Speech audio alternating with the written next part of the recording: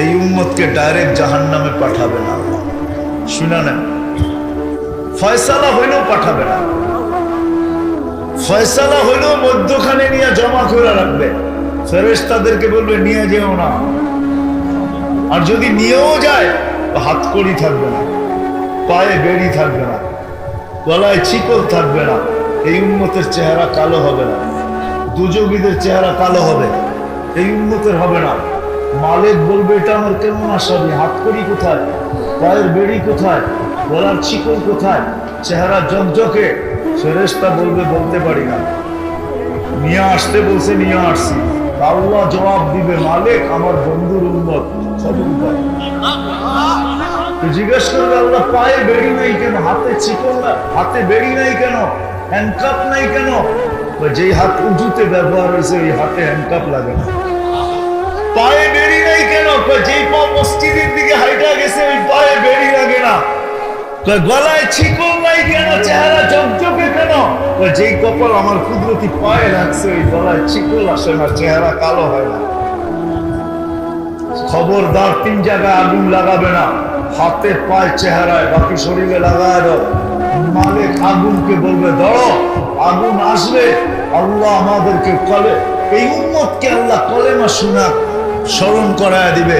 উম্মত জোরে জোরে কলেমা পড়বে, আগুন ভেঙে চলে যাবে। 1 বার 2 বার 3 বার হবে, তারপরে মালিক আগুনের উপরে লাঠি চার্জ করবে, ধরিস না কেন? আল্লাহ আগুনের মুখ খুলে দিবে, বলবে লাইসা লিসুলতান আলা মান ক্বালা লা ইলাহা ইল্লাল্লাহ মুহাম্মাদুর রাসূলুল্লাহ। এই কলেমা যে পড়ে ওর ধরার ক্ষমতা আমার নেই, তুমি ধরো, আমি পড়ব। তারপরে আল্লাহ কুদরত দিয়ে এদেরকে মউত দিয়ে দিবে। আমাতাহুল্লাহু মাউতাতা। স্বপ্নের ভিতরে যেরকম দুঃস্বপ্ন দেখে মউতের মতো বেহুশের মতো পড়া থাকবে, এর উপর দিয়ে আযাব চলবে, আযাব শেষ হয়ে যাবে, আল্লাহ রাসূলের সুপারিশে বাহির করে জান্নাতে নিয়ে যাবে। কিন্তু মধ্যখানে নিয়ে এক জায়গায় দাঁড় করায় রাখবে, ওই জায়গায় দাঁড় করাবে যেই জায়গায় আলেম ওলামা হক্কানি আল্লাহ ওয়ালারা জান্নাতে যাবে, ওই রাস্তায় দাঁড় করাবে। যখন ওইখানে পৌঁছবে আল্লাহ সবাইকে বলবে যে যাকে চিনো ধরো।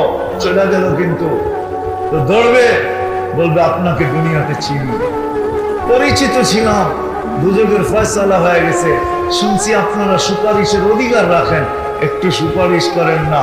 সে যদি সম্পর্ক প্রমাণ করতে পারে তাহলে আলেম ওলামারা বলবে আল্লাহ জান্নাতে যাবে। কেন যাবে না? বলছে এরা আমাদের এলাকার লোক, পরিচিত লোক, সম্পর্কিত লোক, জীবনে একবার হলো আমার সাথে বসে খাইছে, জীবনে একবার হলো আমাকে 1 লোকমা খাওয়ায় দিছে, জীবনে আমার সাথে উঠছে বলছে চলছে, এদেরকে ছাড়া জাহান্নামে যাবো, জান্নাতে যাবো তো যাবো কি করে? যাবো না। আল্লাহ বলবে যে যাকে চিনো নিয়ে চলে যাবে, তারপরে যা বাইচা থাকবে তাদেরকে নিয়ে যাবে। এই জন্য পায়ে হাত রেখা বলি এদের সাথে সম্পর্ক রাখেন, এই জিনিসগুলোর সাথে সম্পর্ক রাখেন। আলেম ওলামা হক্কানি আল্লাহ ওয়ালা আর প্রতিষ্ঠানের সাথে, দুনিয়ার স্বার্থে না আখিরাতের সাথে। বেশি করতে হবে না, সামান্য যদি করেন তাইলেও যথেষ্ট হয়ে যাবে। এই উম্মত তো 1 নেকি দিয়ে জান্নাতে যাবে, হয় নাকি? হয় নাকি? একজনের জান্নাতে যাওয়ার জন্য 1 নেকি লাগবে, 1 নেকি হলে পাস। আল্লাহ ওরে বলবে দেখ কিয়ামতের মাঠে তোকে কেউ নেকি দেয় কিনা।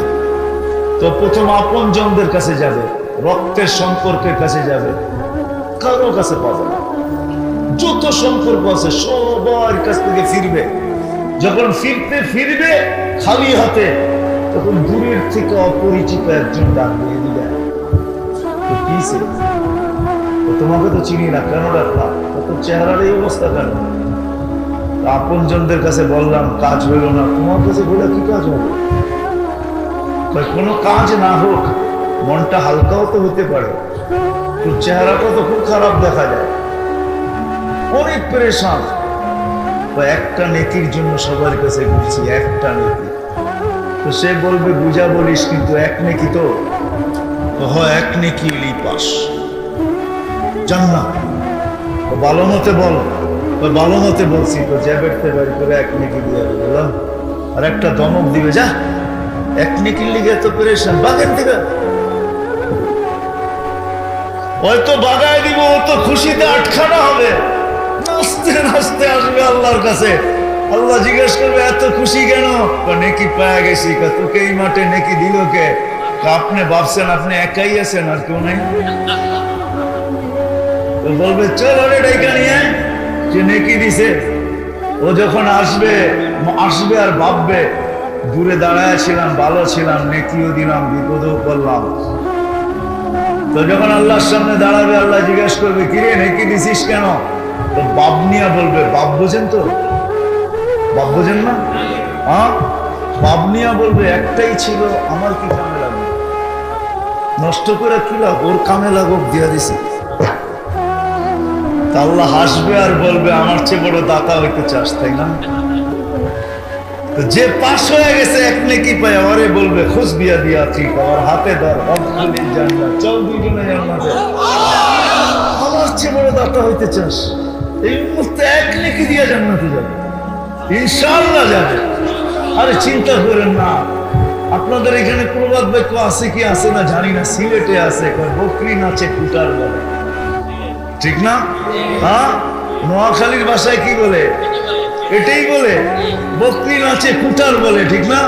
আমাদের কুটা আছে, আগে আল্লাহ, পিছে মুহাম্মাদুর রাসূলুল্লাহ। বেশি আমাদের করতে হবে না। এই জন্য যদি সম্পর্ক রাখতে পারি আলেম ওলামা হক্কানি আল্লাহ ওয়ালাদের সাথে, আর মসজিদ মাদ্রাসা মক্তব হেফজখানা মারকাজ খানকা এগুলোর সাথে যদি সম্পর্ক রাখতে পারি, তাহলে ইনশাআল্লাহ সুম্মা ইনশাআল্লাহ আমি আশা রাখি ইনশাআল্লাহ ইনশাআল্লাহ কিস্তি পাড়ে লাগবেই। রাখবো সম্পর্ক? আরে ভালো একটা বুলি দিয়া রাখেন, উচিত তো ছিল অনেক বড়।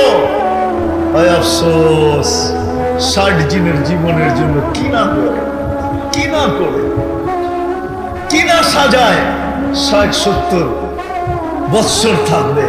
হাজারো দুনিয়ায় লোক আছে, আমি আপনাদেরকে দেখাইতে পারবো।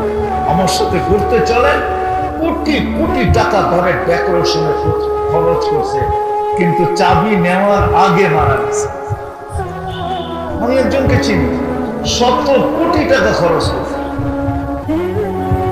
100 কোটি টাকা দিয়ে শুধু বাড়ি কিনছে, কয়েক কোটি টাকা ওটা খরচ করছে।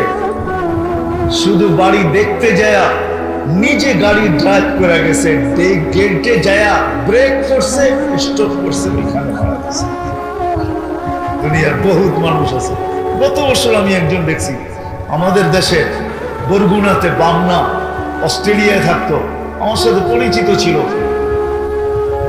বাংলো বানাইছে বামনাতে, আমাকে বলতেছে শুক্রবার সকালে, হুজুর শুক্রবার সকালে বাড়িটার উদ্বোধন হবে, আপনি তো এই এলাকায় থাকবেন, একটু দোয়া করে দিয়া গেলে ভালো হয়। আমি বলছি ঠিক আছে, কাছাকাছি যখন আসি তো আমি আইসা দোয়া করে দিব। বৃহস্পতিবার দিন রাত্রে 11টার দিকে রিং বাজা উঠছে, মোবাইল রিসিভ করে দেখি কান্নার আওয়াজ। কি হয়েছে বলে, কাল সকালে যে বাড়ি উদ্বোধন করবেন উনি চলে গেছে। সকালে ওনার জানা, এই জন্য আসেন, এই জন্য আসেন। উচিত তো অনেক ছিল, আখিরাতকে সামনে রেখা করবো তো ইনশাআল্লাহ। আল্লাহ আমাদের সবাইকে আমল করার তৌফিক দান করেন। ওমা আলাইনা ইল্লা